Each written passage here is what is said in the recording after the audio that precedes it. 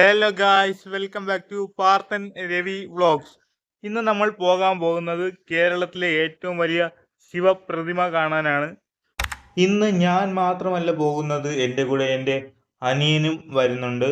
അപ്പോൾ പോകുന്നതിന് മുൻപായിട്ട് ഞങ്ങൾ പെട്രോൾ പമ്പിൽ കയറി പെട്രോളൊക്കെ അടിച്ച് സെറ്റാക്കിയിട്ടാണ് പോകുന്നത്. ഇതാണ് ഗായ്സ് നമ്മുടെ ആഴിമല ക്ഷേത്രത്തിൻ്റെ കവാടം എന്ന് പറയുന്നത്. ശിവരാത്രി പ്രമാണിച്ച് ഉത്സവം നടക്കുകയാണ്. അതുകൊണ്ട് തന്നെ ഭയങ്കര തിരക്കായിരിക്കും. അപ്പോൾ ഞങ്ങൾ വിചാരിച്ചു വണ്ടി ദേ ഇവിടെ വെച്ചിട്ട് നടന്നു പോകാമെന്ന്. കുറച്ച് തേരിയിറങ്ങി പോകണം. ഇനി കാറിൽ വരുന്നവർക്ക് പൈസ കൊടുത്ത് പാർക്ക് ചെയ്യാവുന്നതാണ്. കണ്ടോ ഗൈസ്, പോകുന്ന വഴിക്ക് ഇവിടെ ഒരു വലിയ ഹോട്ടലുണ്ട്. ദൂരെ നിന്ന് വരുന്നവർക്കൊക്കെ ഈസി ആയിട്ട് ഇവിടെ നിന്ന് റൂം എടുക്കാവുന്നതാണ്. ആഴിമല ക്ഷേത്രം താഴേക്ക് എന്ന് പറഞ്ഞിട്ട് ബോർഡ് വെച്ചിട്ടുണ്ട്. അപ്പോൾ എന്തായാലും ഉത്സവമല്ലേ, അങ്ങനെ കുറേ കളിപ്പാട്ടങ്ങളും കാര്യങ്ങളൊക്കെ വന്നിട്ടുണ്ട്. ഈ കാണുന്നത് ഒരു ആയുർവേദ ആശുപത്രിയാണ്. ഇതിനകത്തുള്ള ബിൽഡിങ്സും മരങ്ങളും എല്ലാം ഭയങ്കര ഭംഗിയാണ്. ഇതാണ് നമ്മുടെ രണ്ടാമത്തെ കുത്തിറക്കം. ഇത് ഇറങ്ങാൻ എളുപ്പമാണ്, പക്ഷെ കയറി പോകാൻ ഭയങ്കര പാടാണ്. അങ്ങനെ നമ്മൾ ഫൈനലി ക്ഷേത്രത്തിന്റെ അടുത്തെത്തിയിട്ടുണ്ട്. ഞാൻ നേരത്തെ പറഞ്ഞതുപോലെ ഭയങ്കര തിരക്കാണ്.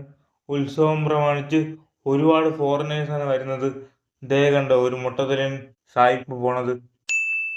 ഒരുപാട് ഫോറിനേഴ്സ് ഇഷ്ടം പോലെ വരുന്നുണ്ട്. എൻ്റെ അനിയനോട് ചെറിയൊരു ഹായ് പറയാൻ പറഞ്ഞതാണ്, എന്തൊക്കെയോ കാണിക്കുന്നു. സോ ഗായ്സ്, ഇതാണ് നമ്മുടെ ക്ഷേത്രത്തിന്റെ ഫ്രണ്ട് ഭാഗം. അകത്തേക്ക് കയറുമ്പോൾ ഭയങ്കര തിരക്ക് തന്നെയാണ്.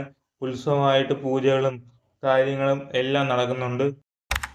സോ ഗായ്സ്, അപ്പോൾ ഇതാണ് നമ്മുടെ biggest statue in Kerala, biggest Shiva statue in Kerala. അതായത് ഇന്ത്യയിൽ ഏറ്റവും ആദ്യത്തെ സ്ഥാനം പിടിച്ചിട്ടുള്ളത് നന്ദ്വാര എന്ന് പറയുന്ന രാജസ്ഥാനിലെ ശിവ സ്റ്റാച്യു ആണ്. രണ്ടാം സ്ഥാനത്തുള്ളത് അയോഗി ശിവ സ്റ്റാച്യു ആണ്. മൂന്നാം സ്ഥാനത്താണ് നമ്മുടെ കേരളത്തിലെ ആഴിമലയിലെ ശിവ സ്റ്റാച്യു ഉള്ളത്. ഈ ഒരു സ്റ്റാച്യുവിന്റെ പേരെന്ന് പറയുന്നത് ഗംഗാധരേശ്വരൻ. ഗംഗാധരേശ്വരൻ എന്നാണ് ഈ ഒരു സ്റ്റാച്യുവിന്റെ പേര്. നമ്മുടെ ആകാശത്ത് കൂടി ശ്രീകൃഷ്ണ പരന്തതെ വട്ടമിട്ട് പറക്കുകയാണ്.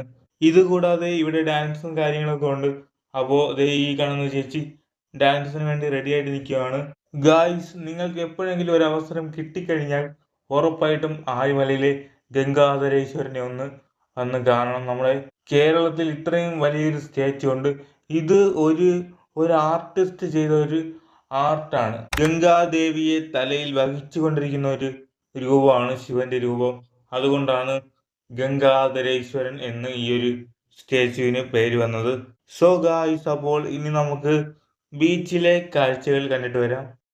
ഗായ്സ്, അപ്പോൾ നമുക്ക് ബീച്ചിലേക്ക് പോകണമെങ്കിൽ ഈ വഴി നമ്മൾ താഴേക്ക് ഇറങ്ങണം.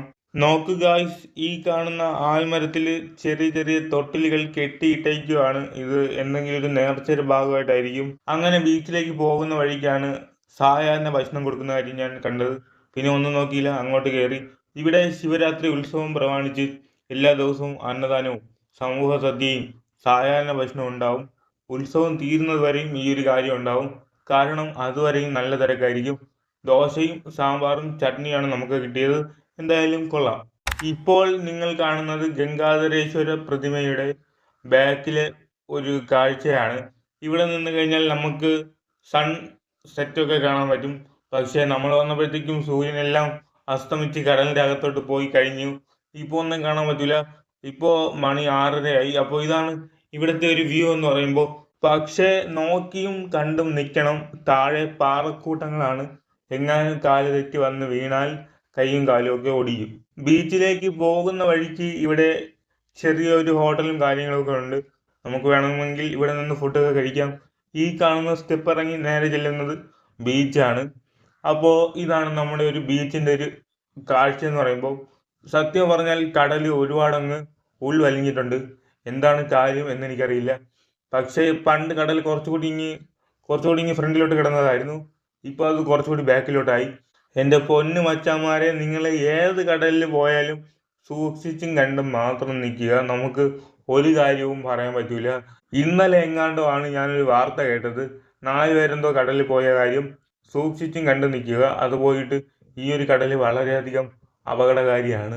ഒരു 2-3 വർഷം മുൻപാണ് എൻ്റെ കൂടെ പഠിച്ച ഒരു കുട്ടിയും ആ കുട്ടിയുടെ 2 കൂട്ടുകാർ വന്നത്.